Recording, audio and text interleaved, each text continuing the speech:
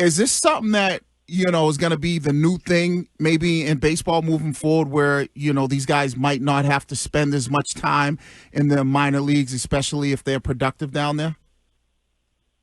Yeah, I think that's a trend that will continue for a few reasons. One, I think players as amateurs, whether that's high school, college, they're used to more of a pro environment in terms of resources and the things that matter and the things that are getting measured.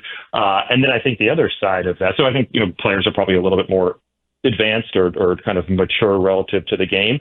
And then I think the other thing is what all this information does is it allows people in front offices to maybe better project or translate how a performance in the minor leagues might look in the big leagues, without having to see a player perform at every level, right? So we look at, a batted ball and against certain type of competition, and we look at the swing, and we look at pitch movement and command and locations, and say, despite the fact that this guy has never pitched in the big leagues, we can compare this to the types of pitches that have been successful in the big leagues and feel like that's a favorable comparison. Is there another position perhaps that Jordan Hicks could play? I think we all see the stuff, right? And it's been a really tough go for him here, but he's committed to doing all of the work necessary to get back on track. And, our pitching group is invested in him because we've seen him be a dominant reliever. And we've just got to get to that consistent execution that will enable him to do so. Rough week for Jordans.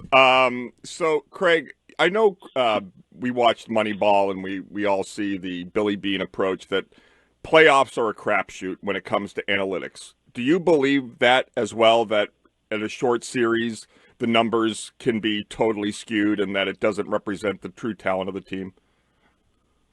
Yeah, I think that's reasonable because every analyst, everyone who will point to data will also talk about the sample size, right? And you need to get enough information for that to be representative of the bigger trend. And in a short series in a small amount of time, anything goes. And we've seen dominant starting pitching can carry a team through the playoffs, a dominant bullpen because relievers throw a disproportionate number of innings in the postseason. So I do think that teams that make it deep into the postseason are often teams that kind of play well at the right time. And so that's why we're committed to doing everything we can to get to the postseason. And then at that point, let this team that has been so resilient and has risen to the challenge have a chance.